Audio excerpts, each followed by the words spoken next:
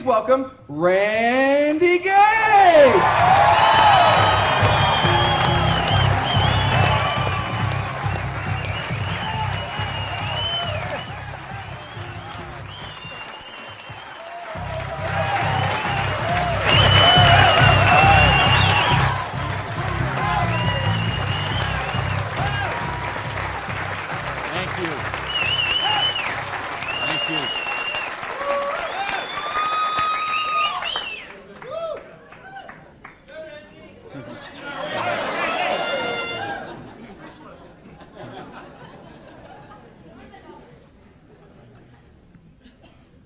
So what do you do when your dream dies?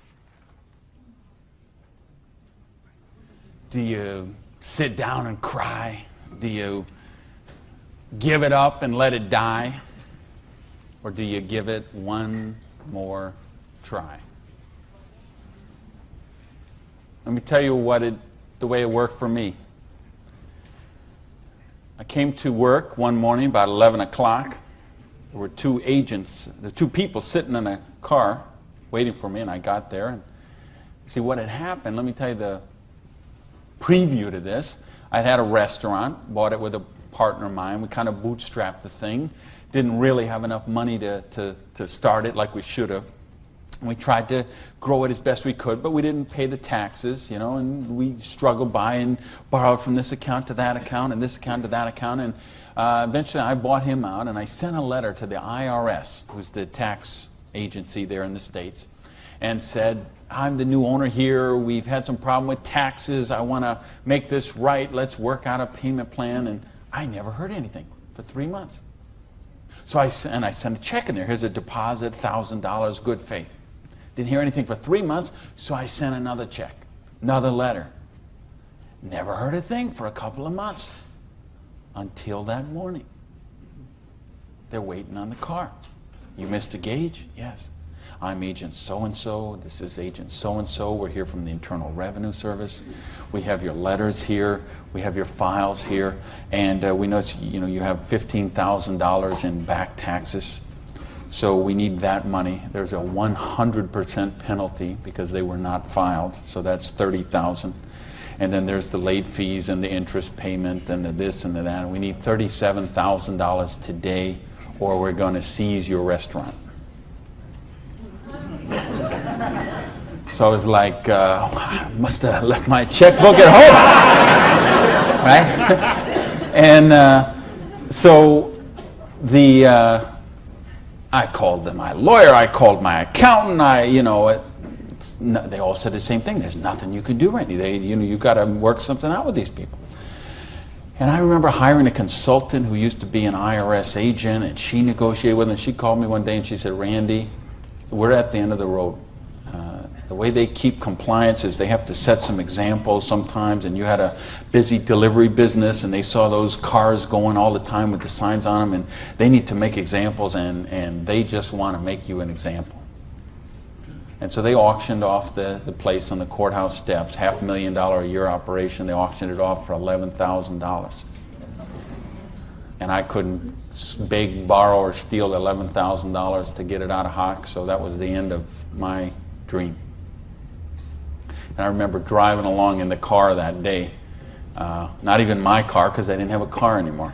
I remember driving along in my friend's car and crying in the car, thinking, I have to call my mother and tell her this. I have to tell my friends this. I mean, I was so ashamed. I was so humiliated. I didn't know what I could do. How was I going to tell people that I had lost my business? And between the $37,000 I owed those guys and then the money I owed for the vendors, whatever money I had left that day, I took and paid off the employees and said, this is the last check you're going to get, so do what you can with it. And that left me $55,000 US, $55,000 in debt. No house, no car, no credit cards, no job. And what do you do in a situation like that? Well, when you have your dream. And see, that was the biggest dream I had at that point in my life. Because as you heard from Ford, I'm a high school dropout. I started off as a dishwasher in a pancake house. And then I worked my way up to cook, and then I became a waiter, and then I was a manager trainee. And I thought, boy, if I could just be a restaurant manager, that would be, I could wear a tie, I'd go around with the coffee pot. How's your dinner this evening? Everything okay? You know, I thought, oh, this would be it. Until I got that job. And then I realized I worked 60, 70, sometimes 80 hours a week for a fixed salary. And, you know, and then I became like the problem store manager, and they sent me around to different cities whenever they had a store losing money. They would send me there, and it was my job there to go and be the turnaround guy. So I'd go in and work on the payroll, work on the food costs, the controllable expenses, make the thing profitable, and they'd send me somewhere else. I lived in 18 cities in 5 years.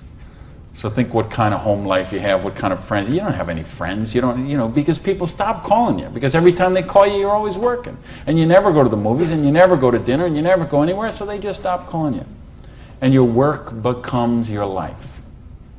And I know we've got people in this room tonight, and people watching on this film today who are going through the same thing. We get out of balance. We get so busy chasing our income, we forget about living life. We forget about living our dreams. So anyway, that was my dream. I thought to run a restaurant until I got it. And then I said, wow, this is crazy. I'm minimum wage here. When I divide all these hours I'm working with what I'm doing, I know what I got to do. I need to own my own restaurant. That would be the dream. And that's the great American dream, of course, and back in the States, is you get your own business and you start it up. And so that's what I did. And I saved my money, and I worked hard, and I played by the rules, and I did all the stuff you're supposed to do, and I got that restaurant. Until that day when it all ended like that. And all of a sudden, where do you go when you don't have that dream anymore? And, you know, in my case, I had to back up, and I'll talk about that in a sec, but I don't want to talk about me tonight. I want to talk about you tonight. I want to talk about your dream. And I mean the big dreams, the bold, daring, imaginative ones you had. The ones you had when you were 15 years old, and 18 years old, 20 years old.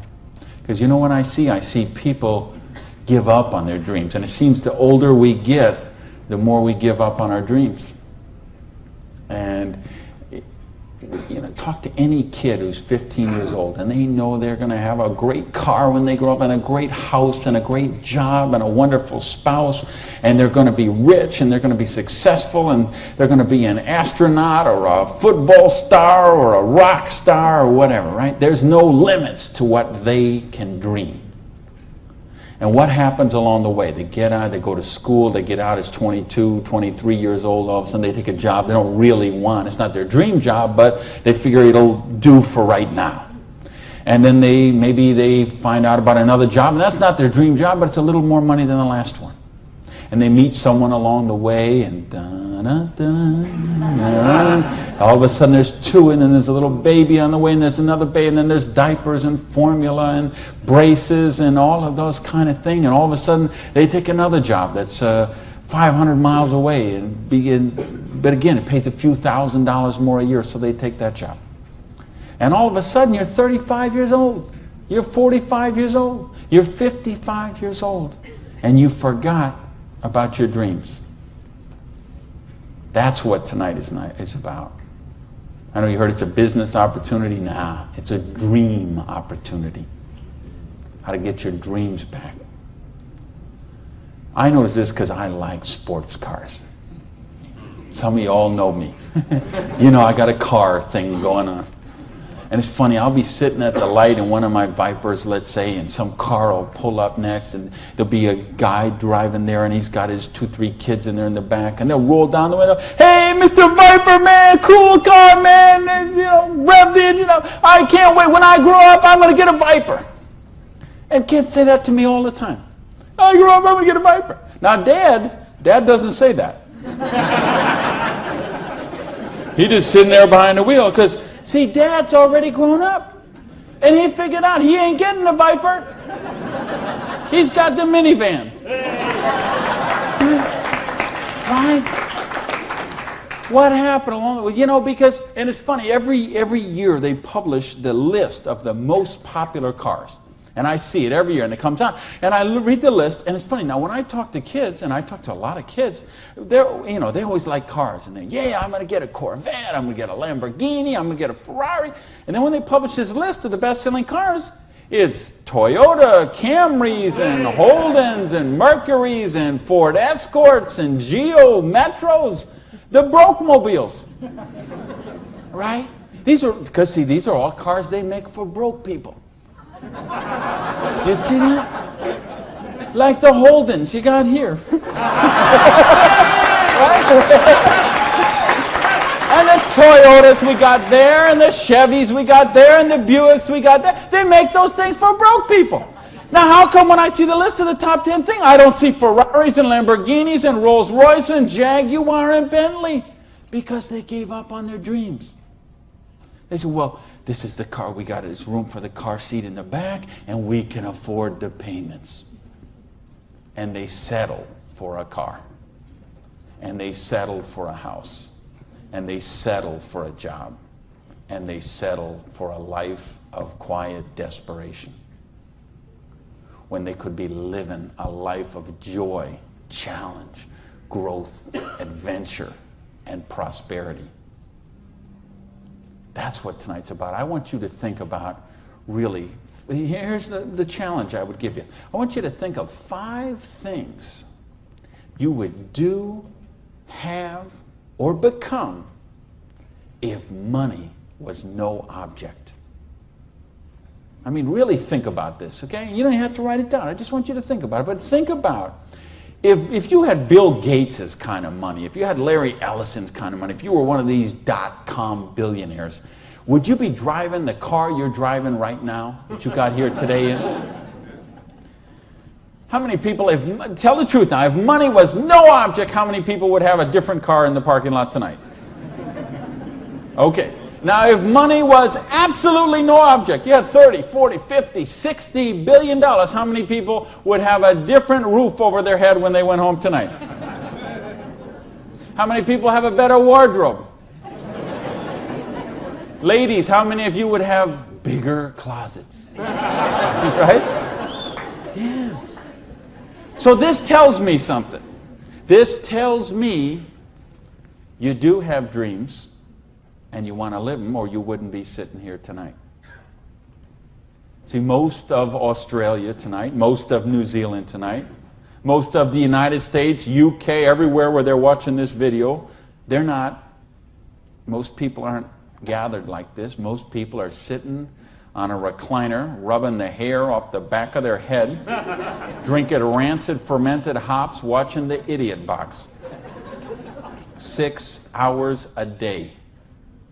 And this is their life. Monday morning, 6:30, the alarm clock goes off. And they hit the snooze bar. If I could just get 15 more minutes. And they wait 15 more minutes, and they hit the snooze bar again, and they get 10 more. And then they got to get up, and they rush in the shower, and they jump in the car, and they buy their breakfast through a drive-through somewhere, and then they go to a job they don't like or actually hate. 85% of them, a job they don't like or actually hate, and they get through Monday till 5 o'clock or 5:30 or 6 o'clock, and then they go out and they face the traffic going home. They probably get drive-through dinner somewhere, dinner in a bucket to take home to the kids, get in front of the Idiot Box and sit there in a coma till they fall asleep, or they crawl into bed until Tuesday morning, 6:30, it starts all over again. Wednesday, hump day. Thursday, we're almost there. Thank goodness it's Friday. Because you know what Friday means, right? Because Friday means somewhere near the end of the day, the boss is going to say, hey, here, boy. They're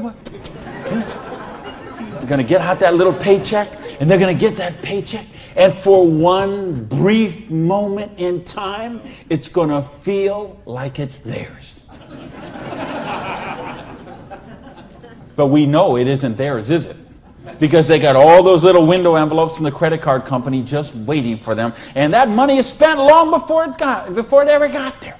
But for this one brief moment in time, it feels like theirs. So I don't know what they do here in Sydney, but I know what they do in the States. They go out to Pizza Hut. All right?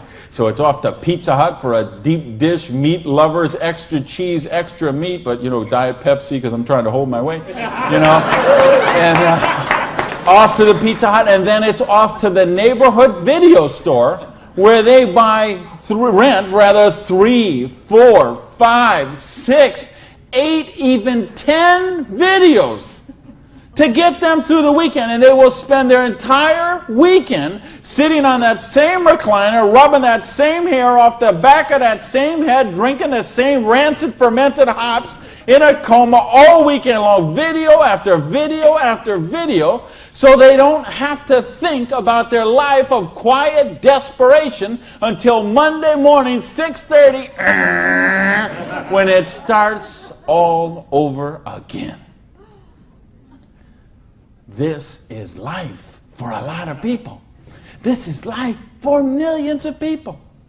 They're missing out on the real life. They're missing out on the real joy. And I don't want that for you. I didn't come 12,000 miles here to tell you what you want to hear. I came to tell you what I think you need to hear. We got a business here that offers you a chance with unlimited income potential. It's a business to help you be successful while you're helping other people reach success. You choose the hours you work. You pick the people you get to work with. I mean, do you know what a joy that is? Just to be able to pick the people instead of those slobs you're working with. Right? I mean, the tax advantages are extraordinary. The travel opportunity, if you're like me and you love to travel the world, the travel opportunities in this business are simply amazing. Okay? So what's it take to do the business? Well, it doesn't take a lot of money. This is a very low startup cost business. It doesn't take a lot of time. This is a business you can start in 7 to 10 hours a week. And what I'm going to share with you tonight is a 2 to 4 year plan. So you say, is this a get-rich-quick scheme? Yes, as a matter of fact, it is. Okay? Because anything that can get you rich in 2 to 4 years is a get-rich-quick scheme as far as I'm concerned. Because what are most people doing? They're doing the 45-year plan, which is they get a job around 20 years old, they work for 45 years at that dead-end job they don't like or actually hate, and retire around 65 years old and try to live their golden years on half of what they couldn't get by on when they worked. Do you get that? You know, your retirement's about half of what, you know, and I've been in all the country I've been in, I can't tell you how many different countries, and I've been in socialistic countries and free enterprise countries and everything in between, and I can tell you the retirement security, it's the same in all those places. Your golden years, if you're counting on the government to take care of you, if you're counting on pensions to take care of you, you're looking at living your golden years on 50% of what you can't get by on right now. So if your idea of your golden years is walking your poodle around the block, good luck to you. But if you think you're going to travel the world and go see your grandkids and live a wonderful life of leisure, you better take a very good look at what we've got to show you tonight. Because you've got to control your own destiny. You've got to control your own income. You've got to control your own retirement security. And that's one of the biggest benefits of this business. So it's a 2 to 4 year plan, takes 7 to 10 hours a week. It doesn't take a lot of money. So what does it take? It takes the dream. Because if you don't have the dream, you'll never find the 7 to 10 hours a week. I can guarantee you that. You're busy. We're all busy. You're working, you're picking up the dry cleaning, you're making dinner, you're taking the kids to football practice, you're paying the bills, you got to sleep, you got to eat, all this. You're using 24 hours of every day already. So what's got to give? You've got to find a dream, something that will take you to this frame of mind where you will change the way you live, you will change the daily actions you take, and you will change your mindset for a 2 to 4 year period. So that alarm clock will go off at 6:30 in the morning. You'll get up, you'll have your breakfast, you go to work, you'll work 8 or 9 hours at your job, you'll get out of the job, you'll run somewhere, grab a bite to eat, and go somewhere and work for another 3 hours in the evening. When you could be home watching TV, when you could be with your kids, when you could be with your family, when you could be watching a football game or something else. But you will make a sacrifice. You will say, I will find the 7 to 10 hours a week for 2 to 4 years to build my freedom, to build my security, to build my independence. And don't tell me, ladies, well, I can't do that because of my kids. Let me tell you what I say to that. Don't use your kids as an excuse not to do the business. Use your kids as the reason to do the business. So you can raise your own kids instead of paying someone else to raise them for you. You know, I mean, people drop their kids off at a daycare center at 7:30 in the morning and pick them up at 5 o'clock at night. Those poor kids couldn't pick their mother out of a police lineup.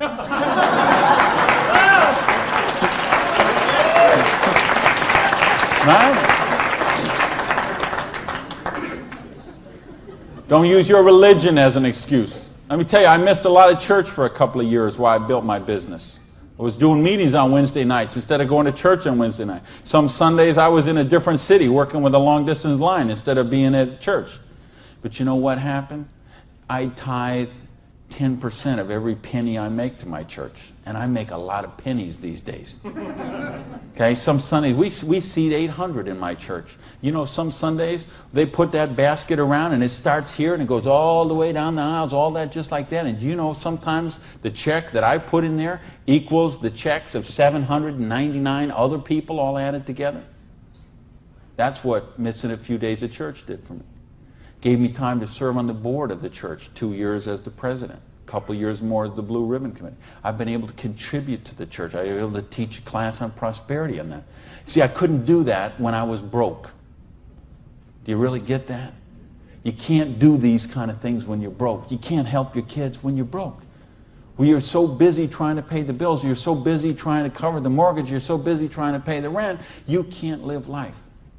And that's not the way life is meant to be lived. I came here because I want you to have an amazing life like I have. And believe me, I have an amazing life. I live in my dream home. I live on the ocean, okay? I go to bed every night, I hear those waves crashing on the shore. I wake up, I go down, and I got a beautiful car to get into. I have beautiful people in my life. I have wonderful health. Everything is, I make more money every year than I did the year before. I am living a dream that is just wonderful. But I made some sacrifices along the way.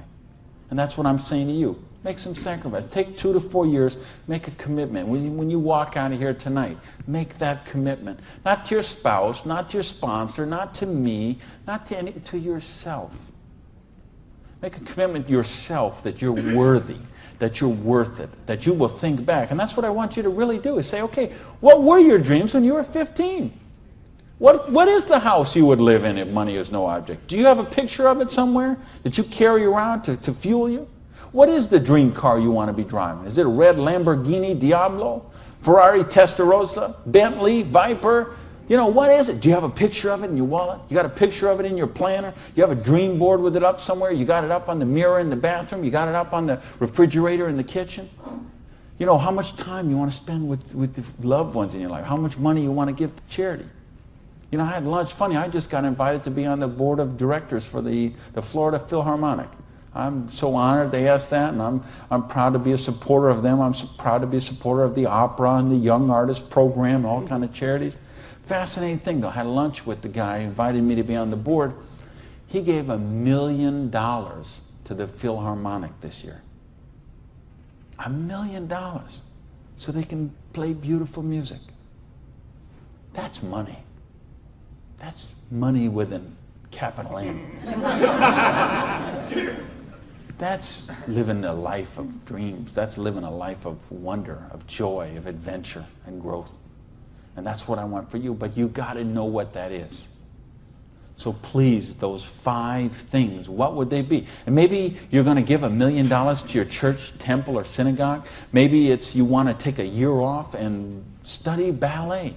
Maybe you want to take 6 months and go on a cruise around the world. Maybe you want to fly in all your family from all over the world and have a reunion. Maybe you want a house in Paris and a house in Hawaii and a house in San Diego and a house in Berlin. I don't know what it is for you, but you have to know what it is. Or nothing I'm going to talk about tonight is going to make any sense to you. You'd be better sitting home watching Survivor, Big Brother, Fear Factor, whatever one of those shows. You could sit watching any one of those shows instead of be here tonight. Because if you're here tonight, you got to know what your dream is. And we can show you. I will draw out on this board. I will draw out a way and show you how you can live those dreams.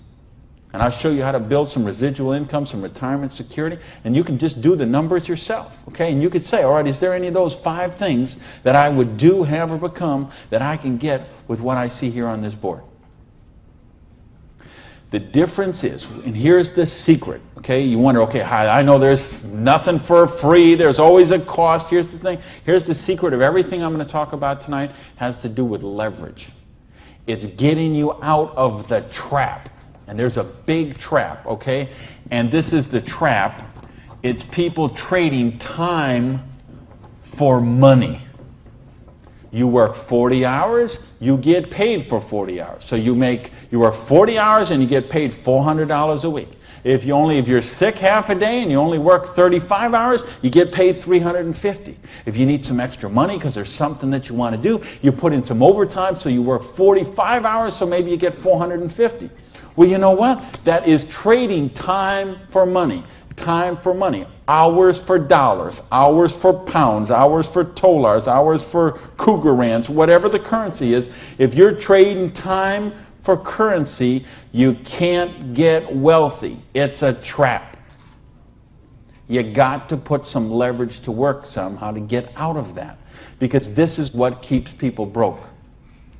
So in my case, when I lost my dream, and I started all over again, I said, well, I got a choice here. I can go and live like most people do and live that life of quiet desperation and just mind my own business and do the thing and be a worker drone in the collective like everybody else. Or I can go after my dreams again.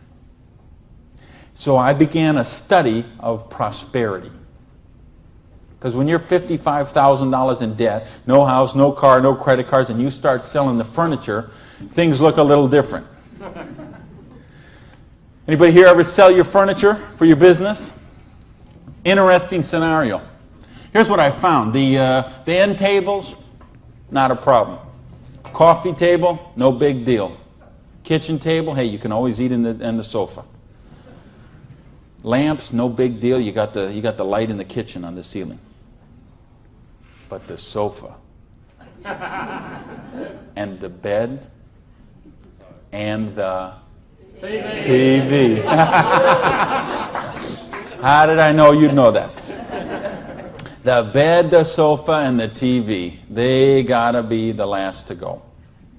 Because see, I don't know if you got it here, but what we have in the States, we have infomercials on all night long. So once midnight hits, these infomercials start, and they're all about how to make money.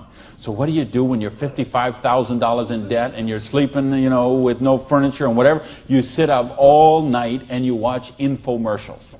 And then you sleep all day and you're so depressed, and you get up and you read the one ads and you think you don't even have bus fare to go to the job interview, and you think how miserable your life is, and you eat macaroni and cheese 3 times a day, which is what I did for weeks and weeks and weeks. So I'd get up, sleep, mope around, eat my macaroni and cheese, and then midnight would start the infomercials. And I remember we had a Vietnamese guy named Tom Vu. I don't know if you ever saw that here, this infomercial. He had one of those courses on how to buy real estate, no money down. So one night, it's 3 a.m., I'm sitting on the sofa. Tom Vu comes on. He says, "You, sitting on the sofa! You, it's 3 a.m. Now I know he's really worried because it's 3 a.m. I'm sitting on the sofa. He said, "You sitting on the sofa at 3 a.m. Your wife's asleep. Your baby's asleep. You are a loser. Nobody cares about you. You are a loser. If you don't buy my program, you deserve to be broke."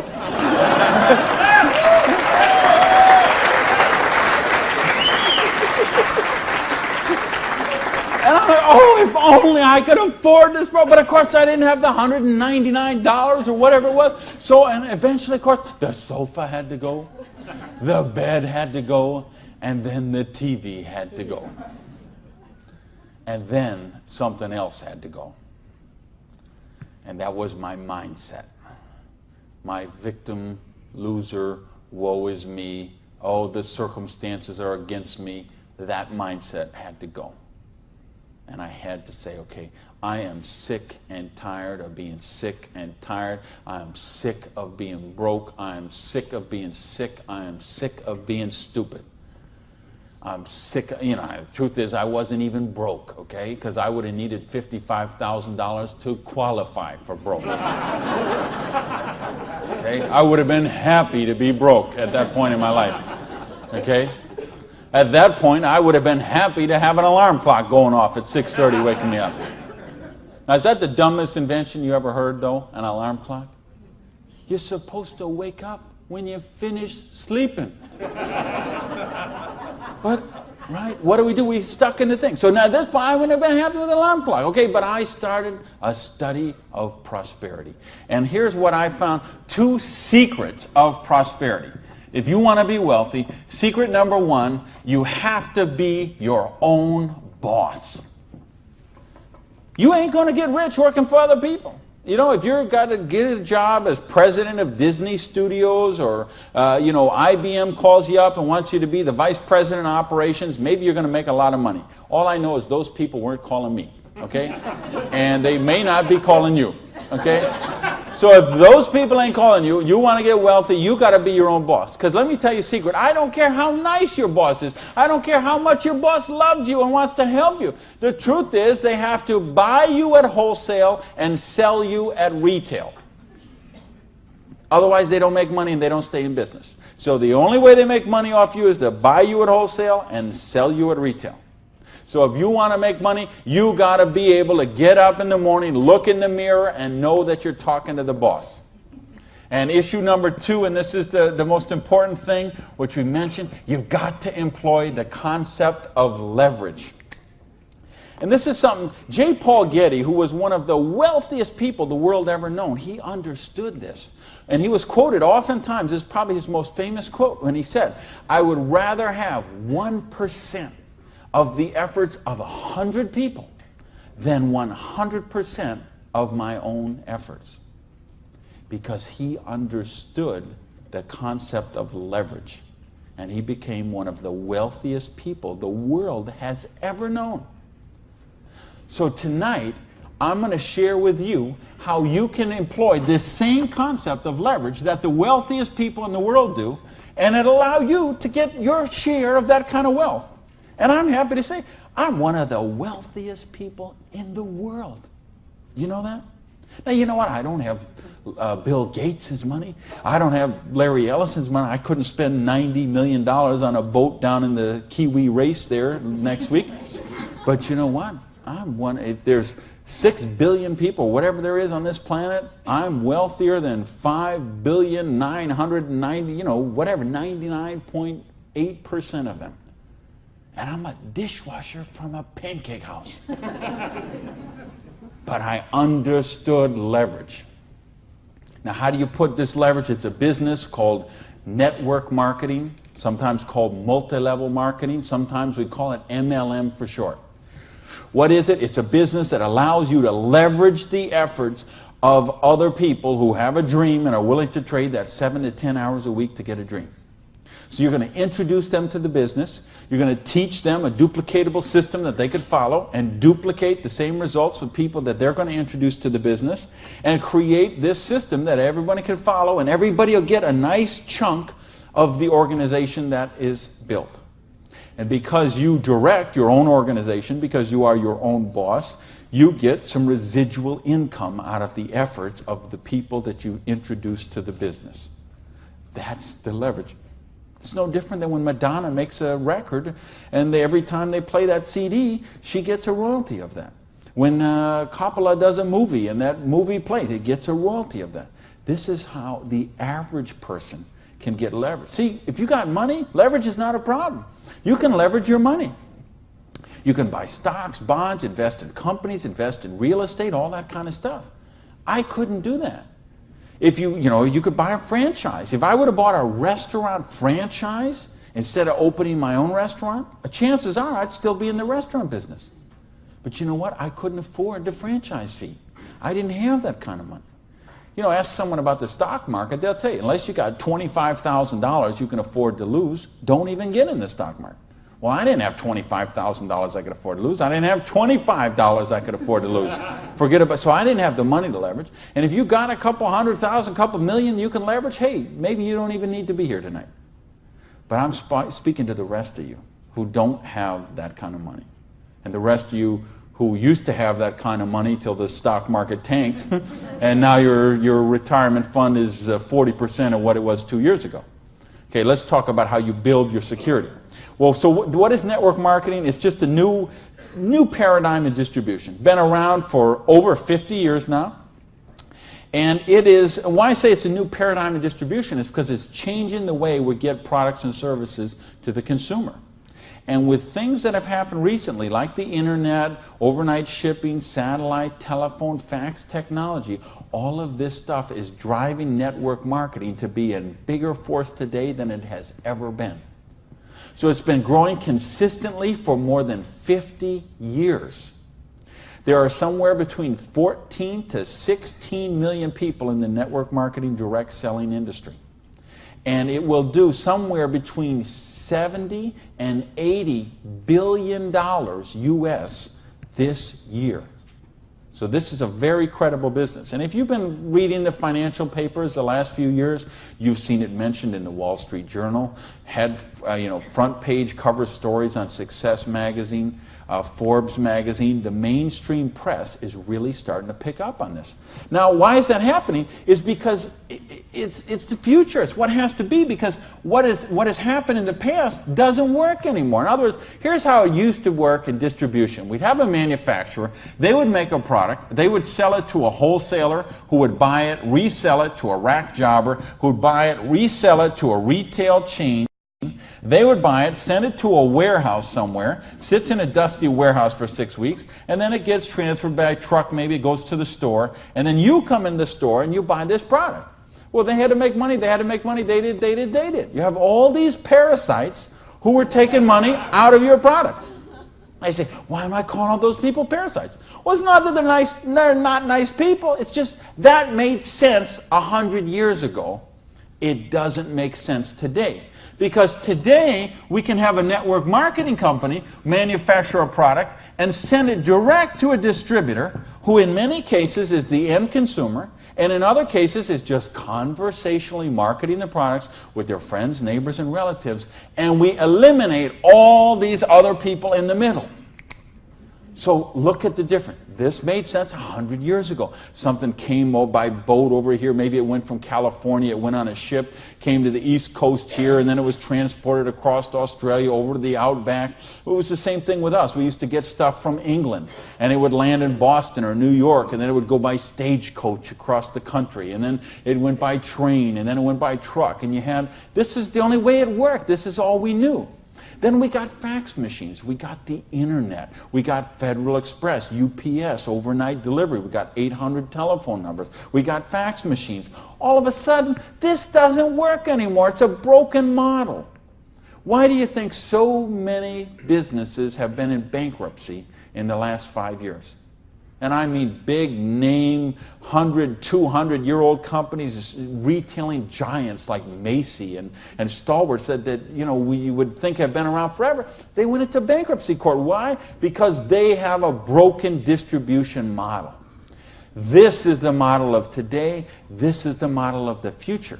And with what we're doing now with internet and 800 numbers and ordering, this is going to get just bigger and bigger and bigger. So what this does is this allows you an opportunity to participate on a new paradigm in distribution. I want you to think when fortunes were made.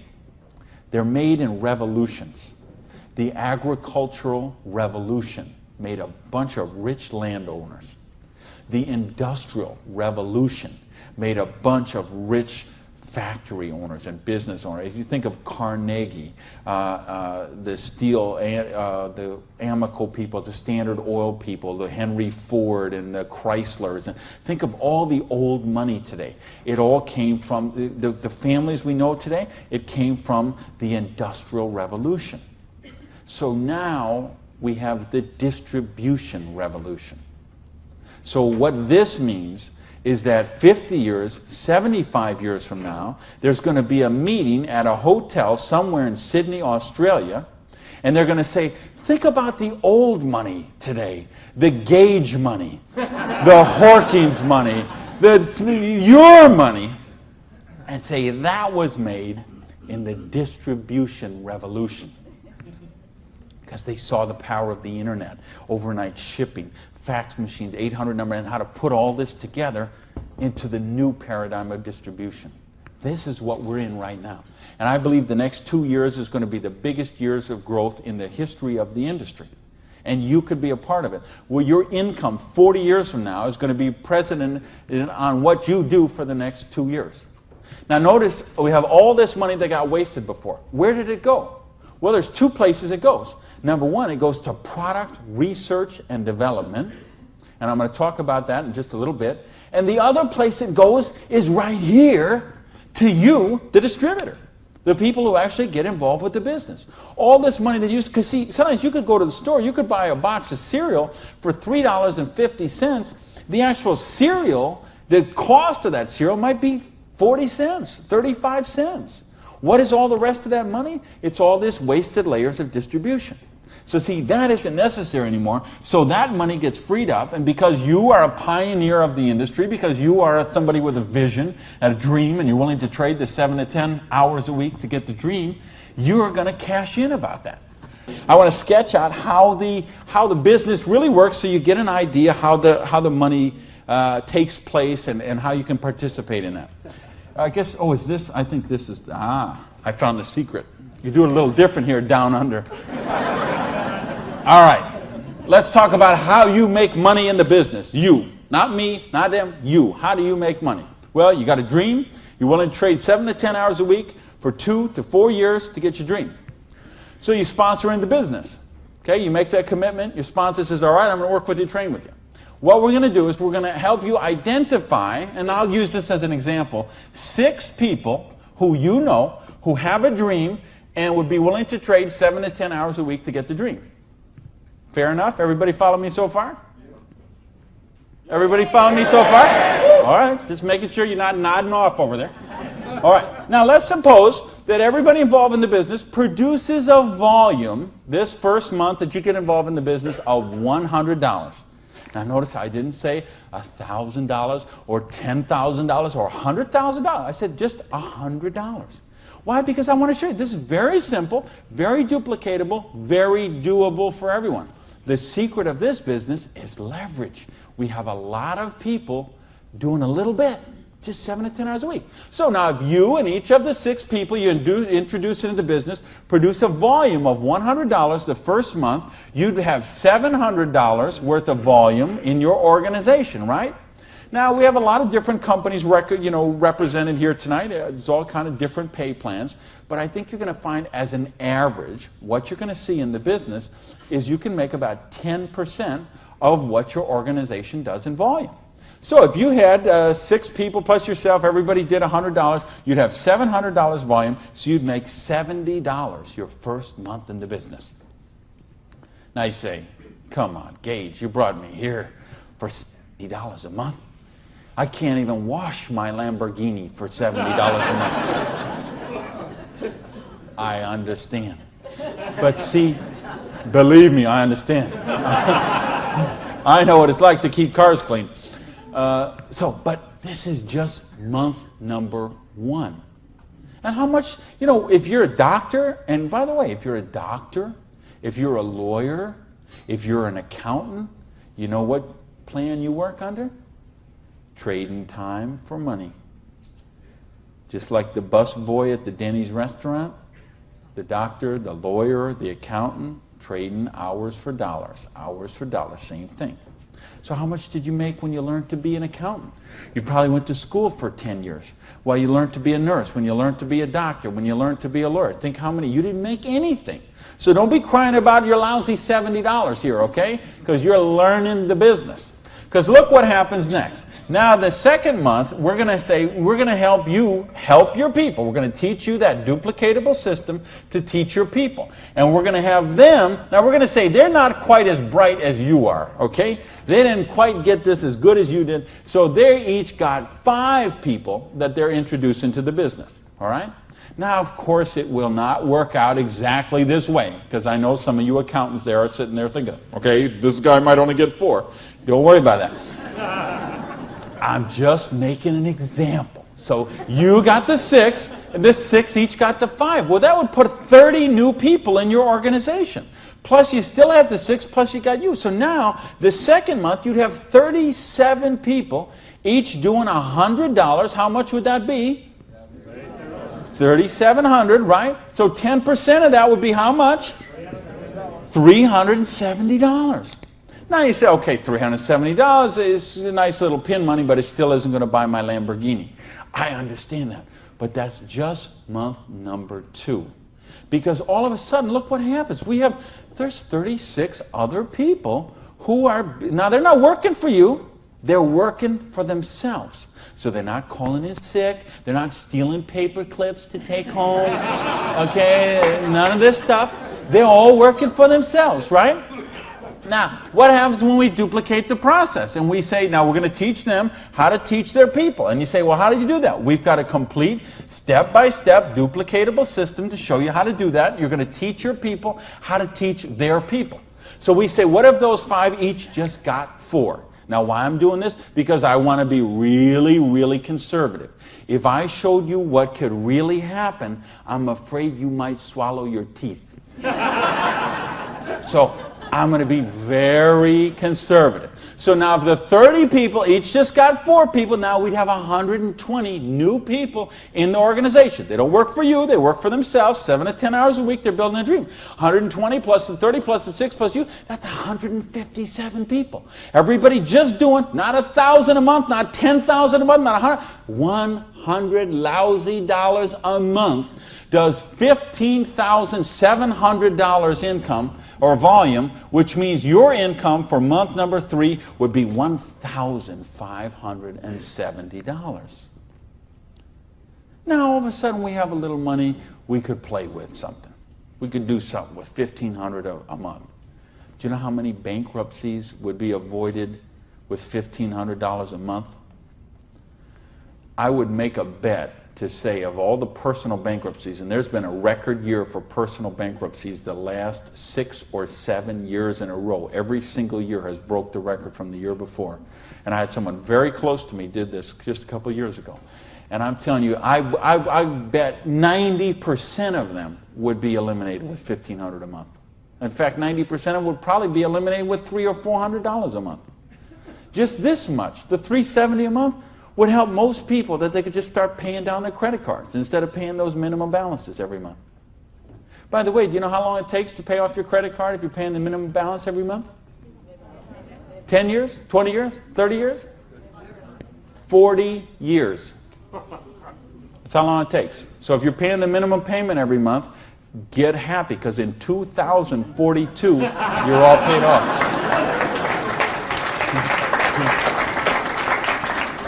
All right, now we're going to go down one more level. Now we're going to say, what if the 4 people each just work with 3 people? Now again, everybody's not going to do it this way. Some are going to do it more, some are going to do it less, but I just want you to see how it works. Now the 120 people each do 3 people. That give us 360 people, plus the 120, plus the 30, plus the 6. This comes to how many? Somebody help me. I'm a high school dropout.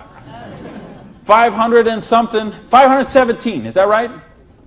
Who's here? Somebody good in math? So 517 times 100 is $51,700 volume in your little business that you got no employees, no office, no overhead. You're running this from your kitchen table or your spare bedroom or your hallway or your closet. and you're doing $50,000 volume a month. Do you understand? We can leave this hotel. We can go down the street, Elizabeth Street. We can go onto Oxford Street. We can go to Liverpool, and we can find shop after shop, beauty salon after beauty salon, store after store, dry cleaner that are not doing $50,000 volume a month. And you're doing it out of a part-time business, 7 to 10 hours a week. Why? Because you're using leverage. Do you get this? Yes! Because, I mean, do you really, really get this? Yes! Because, let me tell you a secret. If you get this, you're not going to sleep very well tonight. Believe me, I have spent many a night just laying on the pillow, looking at the ceiling, and seeing 6 get the 5, get the 4, get the 3, okay? If you understand this, now we're talking $5,170 a month. Now, you know what? I did that in 4 months. It said 1, 2, 3. What if you didn't do that in 4 months? What if it took you 6 months? What if it took you 10 months? What if it took you 2 years? I told you it's a 2 to 4 year plan. Okay? And I know what some of you are thinking. All right, but what about if this guy here drops out? We got it handled. Okay? We have a thing called dynamic compression, and so we know when someone drops out, we eliminate that volume, we move up the next qualified person, and the whole organization moves up. So we got that covered too. Okay? So, but what if you didn't do this in 6 months? What if you didn't do it in 10 months? What if it took you 2 years? Would it be worth trading 7 to 10 hours a week for 2 years to have an extra $5,170 a month? Yes or no? Hello!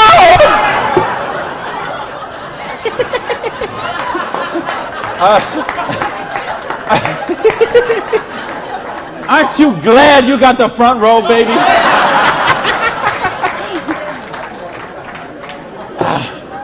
Now, let me get some more water here. And let me ask the question again. Would it be worth trading 7 to 10 hours a week for 2 to 4 years to get an extra $5,170 a month? Yeah! All right. Thank you. That's a little better. That's what I'm talking about. When you get this, when you really get this, you're not going to sleep tonight. Because you see how a dishwasher from a pancake house could become a multimillionaire. You see how a farmer's wife from Utah could make $80,000 US a month. You see how a woman with 2 kids and an abusive husband could leave her husband and become a multimillionaire. You see how people on welfare can build complete financial independence. And they can do it with integrity. They can do it with honor. They can do it with helping other people, giving value, contributing. That's what we got to offer here. So see, now you say, okay, all that sounds good, it looks good, but what's the problem? What is the $100? Well, I told you, remember that whole distribution model? We have all of that money that used to get wasted. Now that goes into product research and development. You will see some of the most cutting-edge, state-of-the-art products in network marketing that you won't see anywhere else in the world today. Some of the best scientific breakthroughs, some of the best health breakthroughs, some of the best wellness breakthroughs, medicine breakthroughs, herbal breakthroughs have been personal care products, environmentally non-toxic, natural products. Some of the most breakthrough products in all of those categories have been brought to the marketplace because of network marketing, because they have the time, the money, the research, the resources to do that kind of research.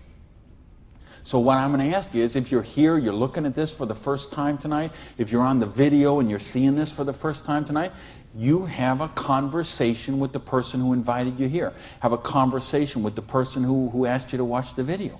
And they will give you a catalog. They'll give you some brochures. They might have some tapes, some videos, some other things, and you'll find out about these products.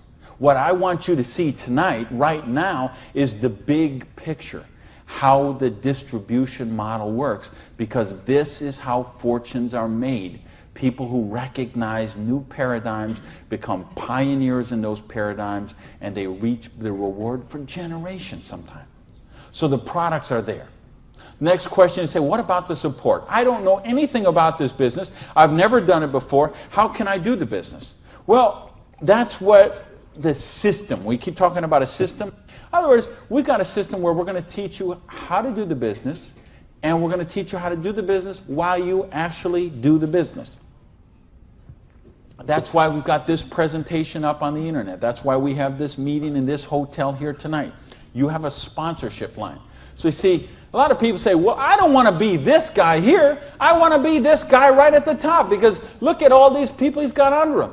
Well, you know what? This guy or this gal down here, this person and this person and this person and this person, and all the way up to the company, all those people work for that person for free. Because every one of those people have a vested interest in their business.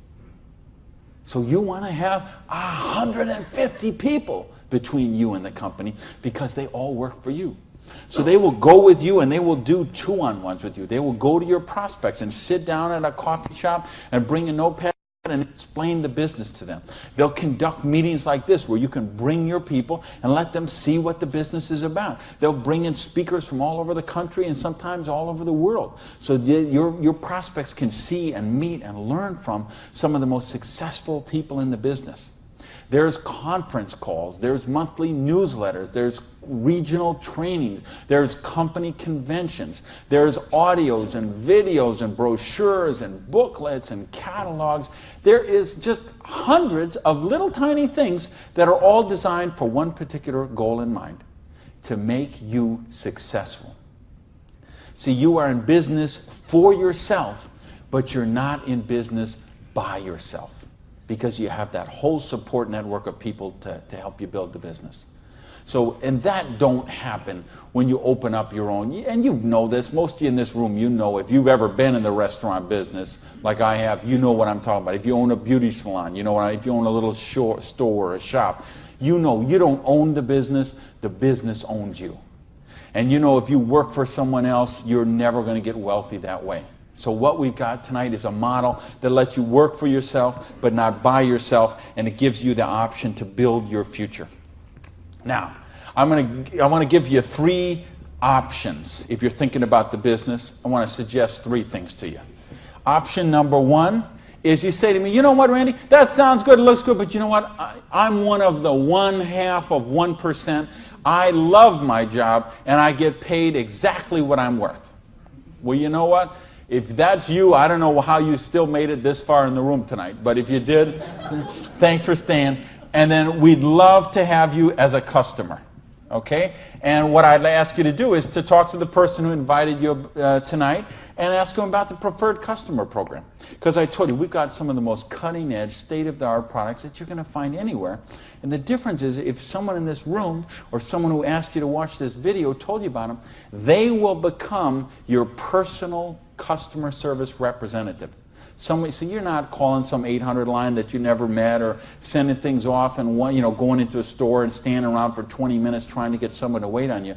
You're going to have the personal attention of somebody who knows you and cares about you and will look after your needs personally. Now, option number 2 is what we call the small business. You say, you know what, Randy, this sounds good. I like the idea of being my own boss, and I like the idea, or maybe you're looking at a nutrition company and you say, well, I'm a chiropractor, a massage therapist, an iridologist, or physical therapist, and I want to sell this stuff to my clients. Or maybe you're being presented to a personal products company and you own a spa or a gym or salon and you think you could sell them there. Or maybe it's a cleaning product stuff and you've got a cleaning service and you could sell them to your clients. Well, if you're looking to just kind of use the products yourself, buy them at wholesale, and then conversationally market them to your friends, neighbors, and relatives, that's a small business. And if you want to make a couple $100 to a couple $1,000 a month, the small business option would be the one for you. Now, there's one more option, and that's the big business option. Okay? And that's the stuff that we're talking about right now. meaning you're not looking just to retail a couple products to a friend. You want to build complete financial independence. You got a dream. You're willing to trade that 7 to 10 hours a week to get the dream, and you're willing to do a 2 to 4 year plan, and you want to work to build that dream. You want to build an organization like this. That's the big business option. If you're looking for financial independence, then that's the option for you. Now let's bring this all together. I told you what happened when when my parade got rained on.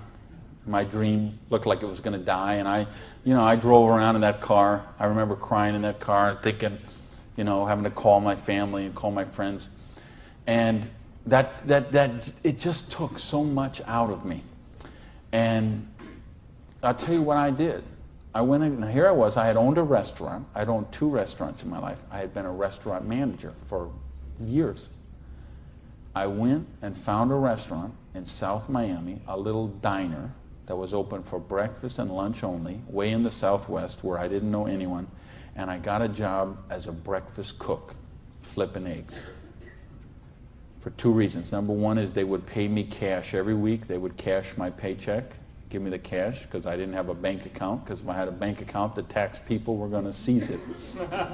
So I needed someone who would pay me cash. And I needed to go get a job and just make some money to buy macaroni and cheese. And I had to lick my wounds. I had to take a couple of months and just regroup. I had lost my self-esteem. I had lost my drive. I had lost so much that I just didn't even know where to go. So I needed that time to do that. And so I got up every morning at 5 o'clock in the morning and took a bus down to South Miami to be there by 6 o'clock, 6:15, and flipped eggs every day till 2:30. And I did that all week long. And I did that for months to kind of just get my sanity back, get my esteem back. And then I went back to this business. And see, I didn't have the money to get back in the business because I still owed tens of thousands of dollars. But I had been in the business once. I had made some money. That's where I got the money to buy the restaurant initially. And what had happened, I'd been with a new company. It was not a stable company. I got some money. I bought my restaurant. That company went out of business.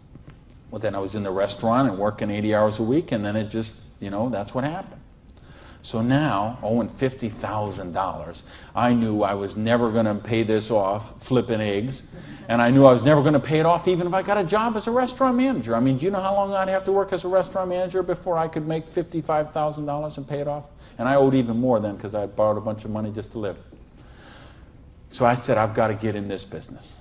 So I went to someone I knew in the business who knew me from before, and I said, you know me, you know that I can work, you know I have a dream. I don't have enough money to get in the business.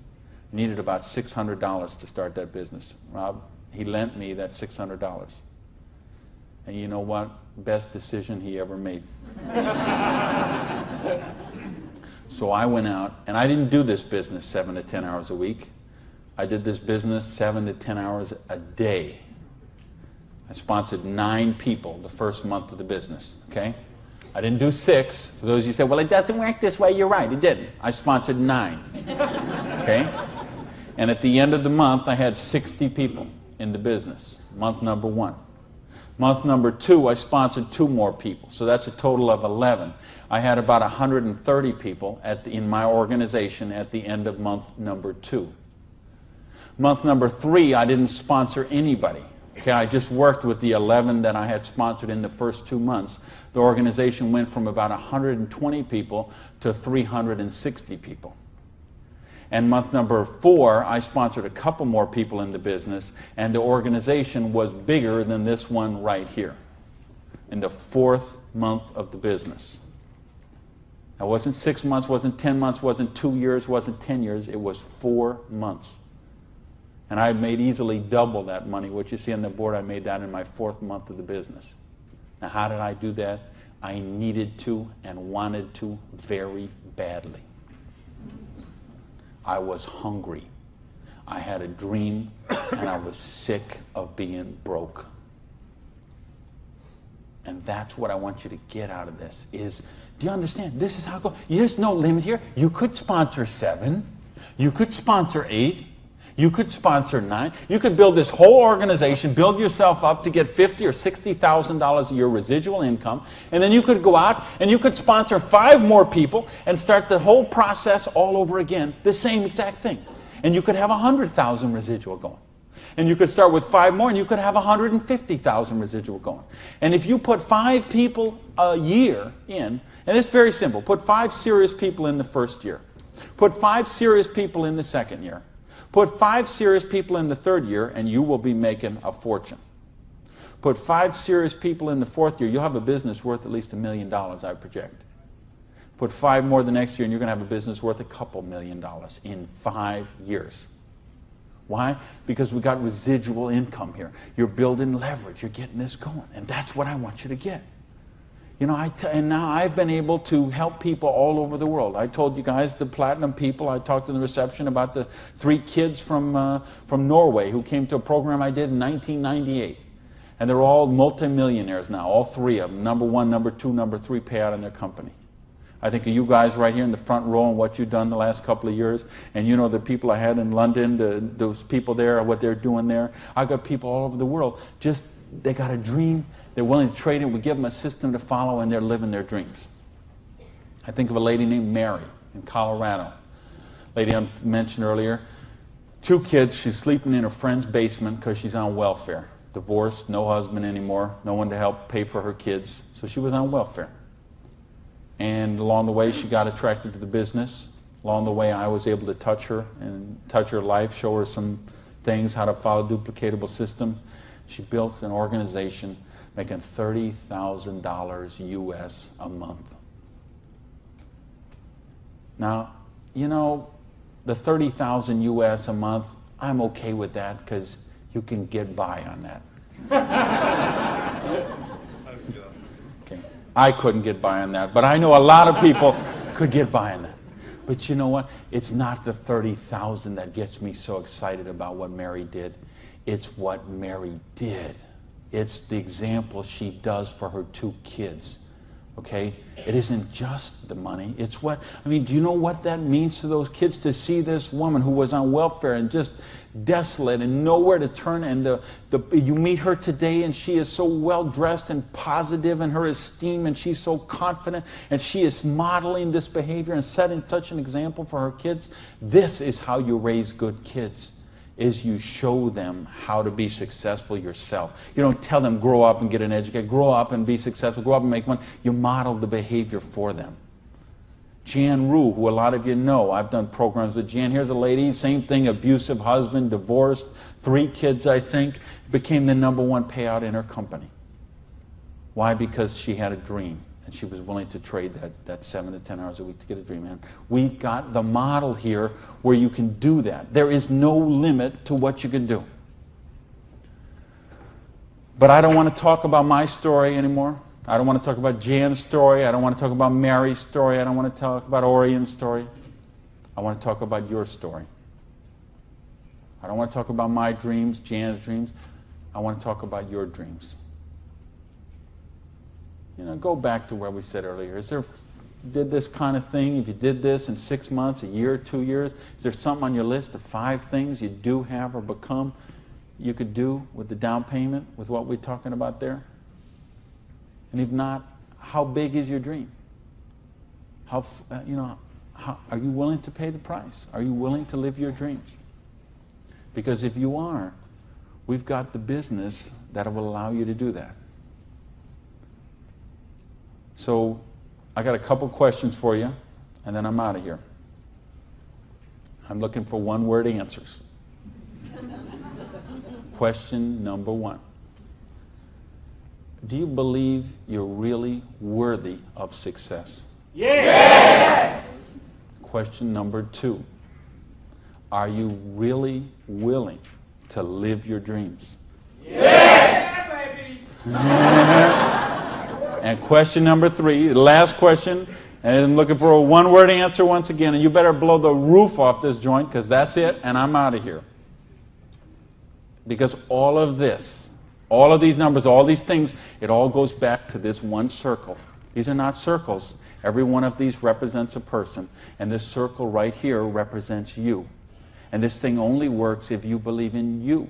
If you believe you are worthy, if you believe you have a dream, if you're worth that dream, if you're willing to trade the 7 to 10 hours a week to live that dream, if you're willing to not let your dream die. You're not willing to sit down and cry, even if you have to sit down. I had to sit down and cry. But you're not willing to give up and let it die. You promise yourself, you make yourself, you commit yourself to give it one more try. So the last question I'm asking you is based on everything we've talked about tonight, everything you know about this business now, everything you know about the person who invited you, everything you know about you and what you are and what your dreams are. I need to know, are you willing to give it one more try? Yeah! Thank you. Good night, everybody.